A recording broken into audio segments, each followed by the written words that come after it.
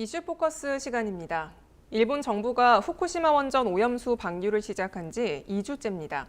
정부는 오염수 방류가 과학적으로 문제가 없다고 거듭 밝히고 있지만 수산물 소비가 급감하고 천일염 사재기가 이어지는 등 현장 분위기는 사뭇 다른데요.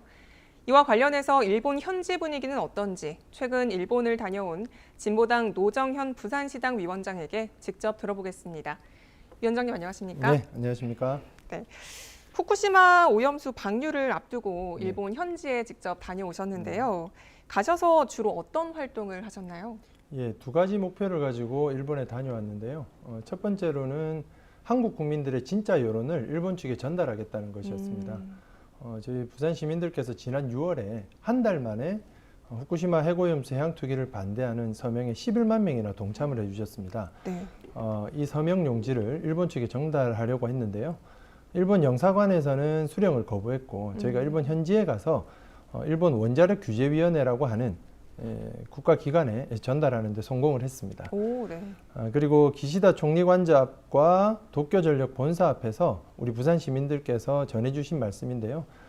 그렇게 안전하면 일본 땅에 보관하라 이런 내용으로 규탄 기자회견도 진행을 했습니다. 네, 2박 3일이라는 짧은 기간 동안 정말 다양하고 의미 있는 활동을 하셨는데요. 일본 정부의 입장은 어떤가요?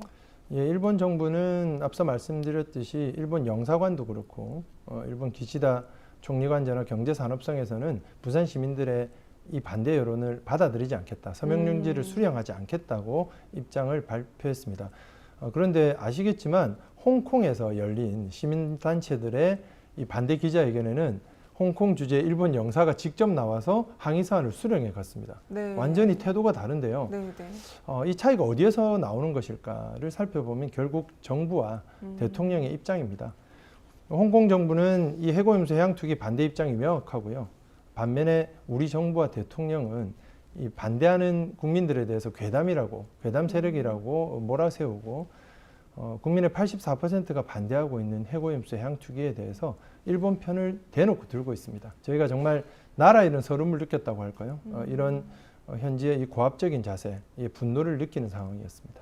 그렇군요. 참 안타까운데요. 이 위원장님께서 보셨을 때 일본 현지 여론은 좀 어떻습니까?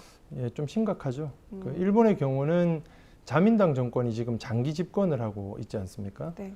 거기에다가 그 2011년 사고가 터지고 나서 그 특정 비밀 보호에 관한 법률이란 걸 제정을 했습니다. 날치기로 그 자민당이 통과를 시켰는데요. 내용이 심각합니다. 그러니까 원전과 관련한 내용을 함부로 공개를 하면 10년 이하의 징역에 처한다. 중범죄자로 이렇게 처벌하는 조항을 만들어 놓으니까 일본 언론들은 정권의 눈치를 보고 도쿄전력 이런 것도 자료를 블라인드 처리해서 내놓고 네.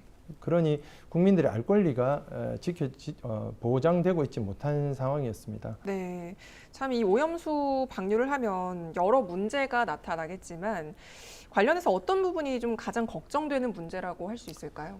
예, 한번 시작되면 50년, 100년 언제 끝날지 모른다는 그 막막함입니다. 네. 지금 오염수 탱크에 있는 133만 톤을 방류하는데 30년이 걸리는 것이 아니고 일본 정부가 말하는 것은 그 아래에 묻혀 있는 핵 쓰레기를 제거하는데 30년 걸린다는 거예요. 그러니까 이 핵 쓰레기에서는 계속 지금 열이 나고 있고 880톤이나 됩니다. 방사성 물질들이 계속 쏟아져 나옵니다. 빗물이나 지하수를 만나면 바로 오염수로 생성되는 거죠.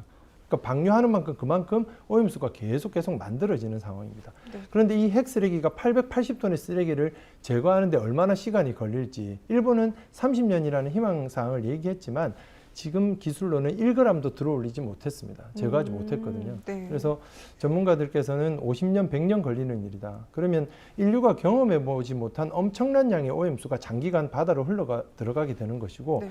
거기에서 오는 생태계 변화, 그 위험성에 대해서 누구도 장담할 수 없는 가운데 왜 이렇게 불확실한 방법으로 처리를 해야 되는가 하는 것이 가장 큰 문제입니다. 이와 관련해서 부산시도 수산물 소비 촉진이나 방사능 검사 등 이런 쪽에 예산을 좀 많이 투입을 하고 있는데요. 이게 혈세 낭비라는 지적이 나오고 있습니다.